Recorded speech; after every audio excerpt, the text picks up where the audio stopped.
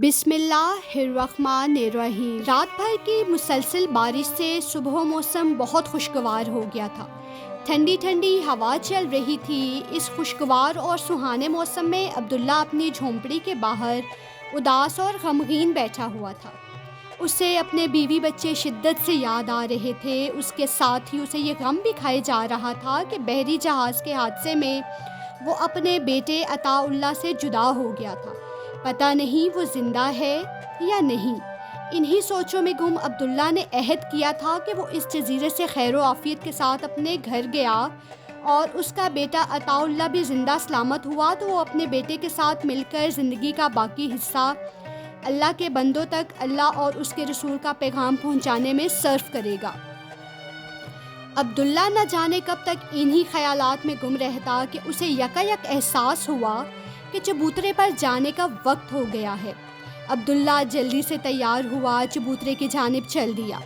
چبوترے پر سردار اور ارد گرد کے لوگ بیٹھے لوگ عبداللہ کا انتظار کر رہے تھے۔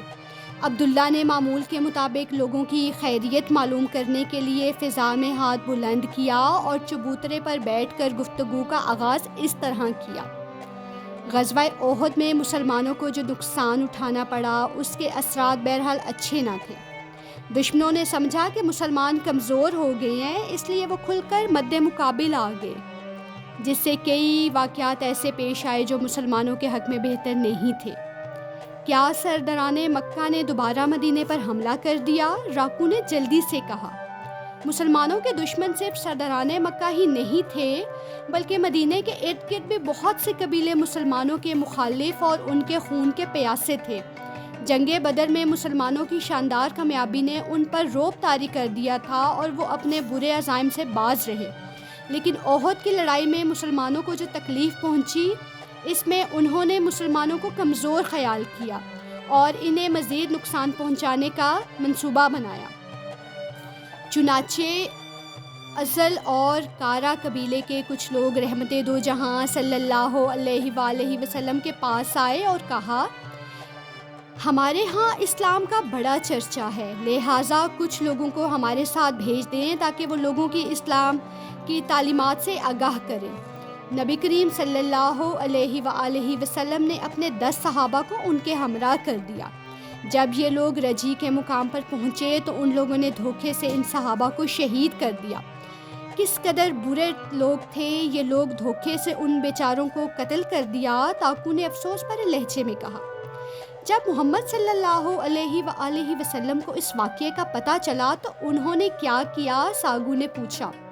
ابھی آپ کو اس واقعے کی اطلاع نہیں ملی تھی، اس سے بھی زیادہ دلخراش واقعہ پیش آ گیا۔ وہ واقعہ کیا تھا؟ باکو نے پوچھا۔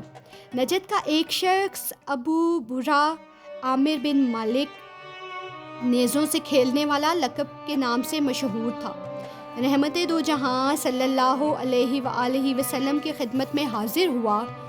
آپ نے اسے اسلام کی دعوت دی تو اس نے اسلام کی دعوت کو تو قبول نہیں کیا لیکن اسلام سے دوری بھی اختیار نہیں کی۔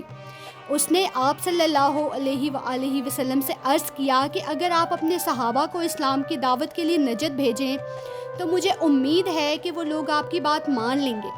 آپ صلی اللہ علیہ وآلہ وسلم نے فرمایا، مجھے اہل نجد سے خطرہ ہے، تو وہ کہنے لگے آپ کے ساتھی میری پناہ میں ہوں گے۔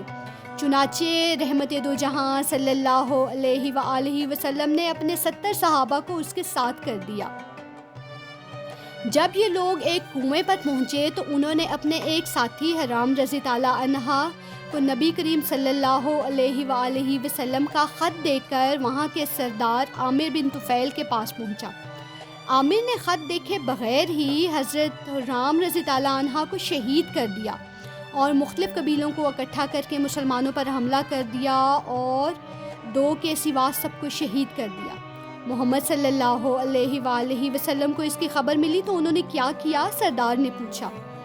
اس سے پہلے رجی والے واقعے اور حادثے کی خبر رحمت دو جہاں صلی اللہ علیہ وآلہ وسلم کو ایک ہی رات میں ملی۔ ان عظیم سانحات نے جنگ احد کی یاد تازہ کر دی تھی۔ آپ صلی اللہ علیہ وآلہ وسلم کو ان واقعات سے جس قدر غم اور دکھ پہنچا اس قدر احد کے شہداء کا غم بھی نہیں پہنچا تھا، چنانچہ آپ پورا مہینہ ان کے لیے بد دعا کرتے رہے۔ آپ صلی اللہ علیہ وآلہ وسلم نے بتایا تھا کہ اس صحنے سے 2 آدمی بچ گئے، وہ کون تھے اور ان کا کیا بنا؟ راکو نے معلوم کیا۔ ان میں سے ایک حضرت کعب بن زید اور دوسرے عمرو بن امیہ زمیری رضی اللہ عنہ تھے۔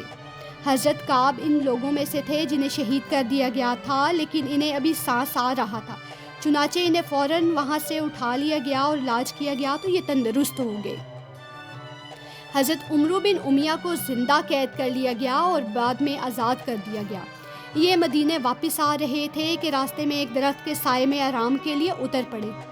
وہیں ایک قبیلے کے 2 آدمی بھی آ کر سو گئے۔ یہ اگرچہ غیر مسلم تھے لیکن ان کا مسلمانوں سے معاہدہ تھا۔ حضرت عمرو رضی اللہ عنہ کو اس معاہدے کا علم نہ تھا، انہوں نے اپنے ساتھیوں کے انتقام میں ان کو قتل کر دیا۔ مدینہ پہنچ کر انہوں نے نبی صلی اللہ علیہ وآلہ وسلم کو اس بارے میں بتایا تو آپ نے فرمایا، تم نے ایسے 2 آدمیوں کو قتل کیا ہے جن سے ہمارا معاہدہ تھا، لہٰذا اب ہمیں ان کو خون بہا دیت دینا ہوگی۔